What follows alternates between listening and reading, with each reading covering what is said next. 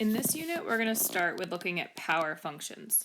Our ultimate focus of this unit is polynomial functions, which we will see one of today, but we're going to first look at the more simple power functions.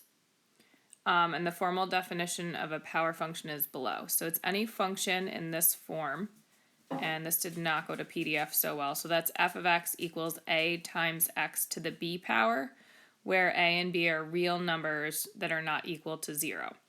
So basically, if I made the a or the b 0, it would change the type of function. For this course, we will be looking at power functions where b is a positive integer. So the exponent is going to be a 1 or a 2, a 3, or a 4, or so on. So first off down here, we have some simple power functions.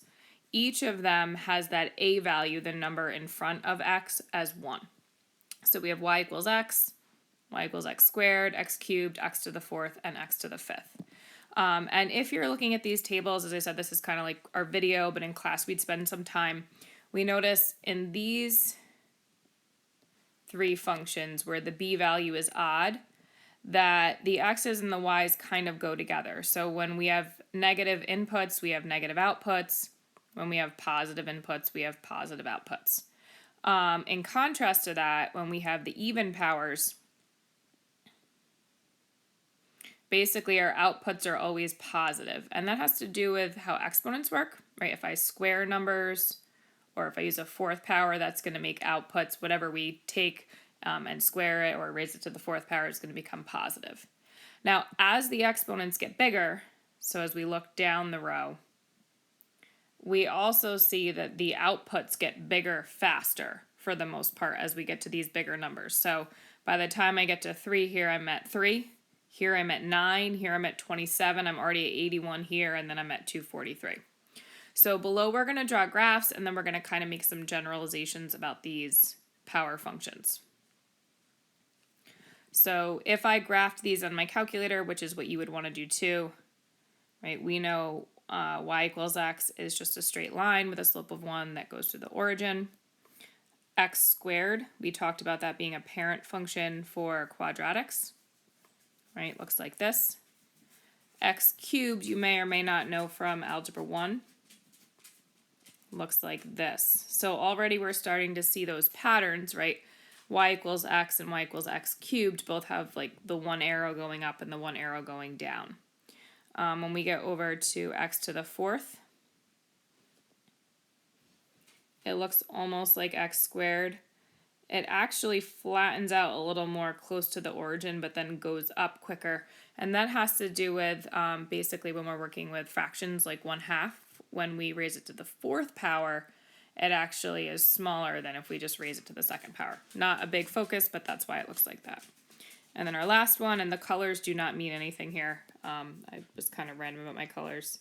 Looks a lot like x cubed, but it does, after being a little flat by the origin, increase and decrease faster. So to generalize, like what do we see in common between these different functions?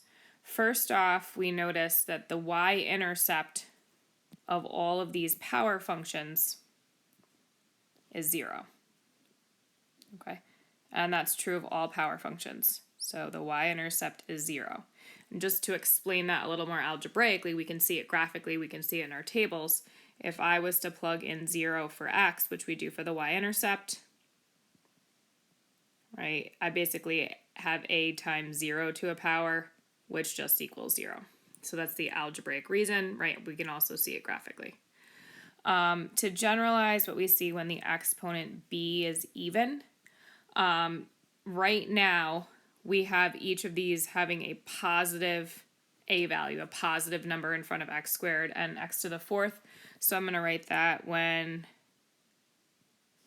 a is positive,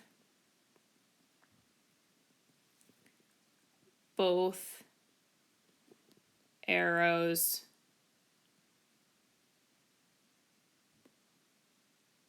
point up. Even more important as we move on, they're going in the same direction. So what we're saying there, and sorry, it's super hard to write with a stylus, so my handwriting is not very neat. right? So they're both going in the same direction when the exponent's even. For those odd exponents, when the exponent b is odd, okay, so when a is positive, we need to say that again. Basically, the right side points up, the left side points down, or they're going in opposite directions. So let me just get back to red. When a is positive,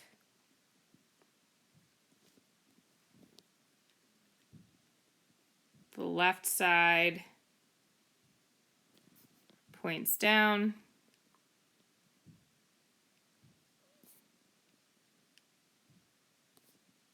and the right side is up. And just to extend that a little further, we're going to say opposite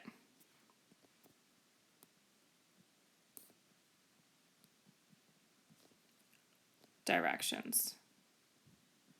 Now, when I say the right side points up, the left side points down, really, if I look at one of these in terms of increasing and decreasing, right, the whole thing is increasing here. We're just kind of looking at each arrow separately, saying one points up and one points down. So on the next page, we're going to make a couple more generalizations about these power functions. First off, if I look back at the graphs, there's symmetry in power functions. So if I have, it says based on your sketches from exercise 2, what type of symmetry do power functions with even exponents have? So for even exponents, right, we saw that both sides go up like this. So we'd say that they have line symmetry, which means we could fold them in half and it would be the same on both sides. And specifically, this is over the y-axis. So if I fold that graph over the y-axis, it should be the same on both sides. Next question from exercise 2, what type of symmetry do power functions with odd exponents have? So with those odd exponents, sorry I had to pause, so I'm not sure where I left off and what I was saying. They look more like this. So we see that the one side goes up, the other side goes down. We actually say these have point symmetry, which is a type of rotational symmetry. That's what I'm going to write. So if I rotated this graph 180 degrees, so I have rotational symmetry of 180 degrees. If I turn it over 180 degrees, and we have to say about the origin. And that just means that's the point of rotation. So if I turned it 180 degrees around the origin, it would look the same. On the next set of problems, we're going to start to look at changing that value of a. So we have x squared, 1/2 x squared, 2x squared, and 4x squared. And I suggest doing this on your own on your calculator. Ultimately, I'm going to draw them now just because it kind of lets you explore it yourself. So x squared looks approximately like this. If I keep the same viewing window, 1/2 x squared looks a little bit wider. So sorry, I lost my pen. There it is. And if I graph 2x squared, trying to draw these a little bit narrower than the x squared, and 4x squared looks the most narrow. So to describe the magnitude of the lead coefficient, so by magnitude, the negative or positive value is going to do something different, just the size of it, how big that number in front of x squared is. Basically, the larger the value of a,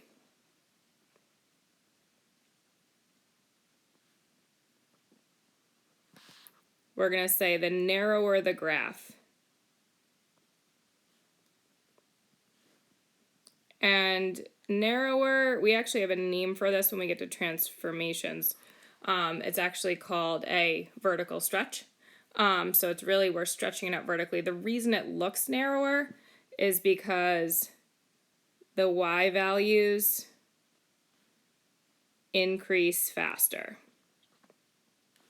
Basically, when we calculate x squared, right, we're multiplying that by a bigger number. Like if I multiply those y values by 4, they're going to get bigger faster than if I didn't multiply them by 4. Down the page, the next kind of quality of these graphs we're going to look at is what happens when I make the lead coefficient negative. So the value of A could be positive or negative. So two of these graphs we've already seen, right? We know x squared, right, looks like this. We know x cubed looks like this. And these are just rough sketches, so if it looks slightly different than the last time I draw, I think you get the idea. Now in your calculator, if you graph negative x squared, basically it's just going to flip it over the x-axis. So this is negative x squared. And if we graph negative x cubed, we'll see a similar thing happen where the graph is also flipped over the x-axis. So the impact of the sign of the lead coefficient, so if it's positive or negative, basically is going to impact whether the graph opens up or down, or whether it's completely increasing or completely decreasing. Basically, we're going to say if the sign is negative,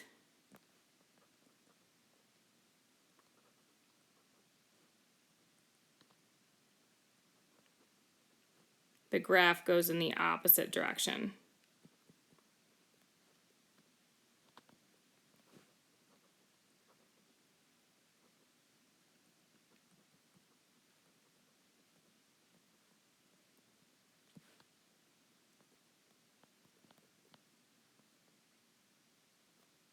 And that word is direction because it's almost impossible to read. So hopefully your spelling's good because I know that the writing is a little rough with this stylus.